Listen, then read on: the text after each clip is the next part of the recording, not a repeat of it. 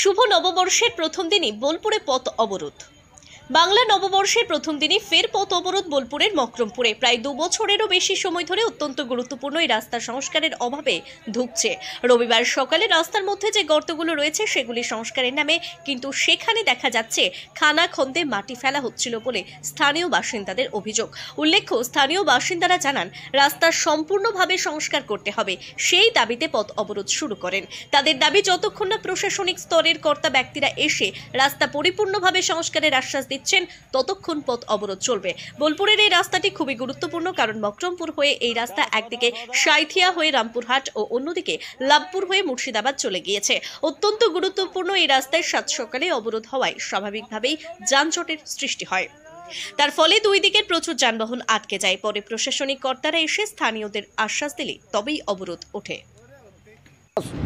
দেখছি সকালে এখন দেখছি রাস্তায় পটি মারছে, তো হঠাৎ আমি বাইক নিয়ে যাচ্ছিলাম ওইদিকে, দেখছি ইটগুলো না তুলে ওরা পটি মারছে। যতবার ইটেও পটি মারছে, পিচগুলো উঠে চলে যাচ্ছে।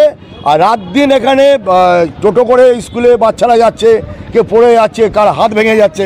আমাদের অন্য কোনো ক্ষোভ নেই, আমাদের একটাই পিডব্লিউডিকে বলা এবং প্রশাসনকে বলা তাদের নজর দেখ।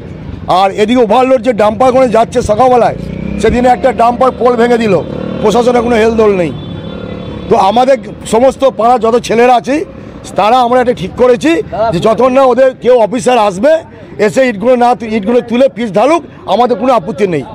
আমাদের আজকে উদ্দেশ্য একটাই যে রাস্তাটা অতি অবস্থায় চলাশীল নয়, কেউ মানুষ চলতে পারবে না, মোটর সাইকেল পড়ে যাচ্ছে, ট্রাক এসে অ্যাক্সিডেন্ট হচ্ছে। আজকে এখানে আপনি দেখুন না, ওখানে দেখে আসুন, ওখানে দেখুন এখন পিচগুলো না তুলে পিচ ফেলছে মধ্যে। তাহলে এখন কি কাজ বন্ধ করে দিই? আর কাজ বন্ধ থাকবে এখন যতক্ষণ না আসবে যে ওরা বলবে হ্যাঁ এটা হবে, তাহলে হবে। তাহলে এই অবরোধ চলবে। কিন্তু দেখা যায় যে এটা তো সবথেকে ব্যস্ততম রাস্তা, করার নেই, এই জন্যই তো করলাম এটাকে। এর আগেও 1 মাসের মাথায় বোধহয় 3 জন মৃত্যু হয়েছে। হ্যাঁ হয়েছে। তো সেই দিক থেকে কি প্রশাসন কোনো স্টেপই নেয়নি? আচ্ছা, আপনাকে জানিয়েছেন বারবার? আমরা অবরোধ করেছিলাম, মন্ত্রীর গাড়ি ঘুরিয়ে দিয়েছিলাম, তা সত্ত্বেও আজকে দেখছি এসে দেখুন না এখানে কি অবস্থা। এখানে দেখুন, এর ওপরে জল ছিটিয়ে দিয়ে মেরে দিচ্ছে, কি থাকছে না এখানে রাস্তা কিছুই নেই। আপনারা কি চাইছেন? আমরা চাইছি যে ভালো করে এটা তুলে দিয়ে পটি মেরে দেখ। অবরোধে এই রাস্তার অবনতি নিয়ে এই রাস্তাটা চলাচলের একবারে অযোগ্য। বারবার এখানে রাস্তায় অ্যাক্সিডেন্ট হচ্ছে, কখনো টোটো উল্টে যাচ্ছে, কখনো গাড়ি এদিকে ওইদিকে নিয়ে গিয়ে অ্যাক্সিডেন্ট করছে।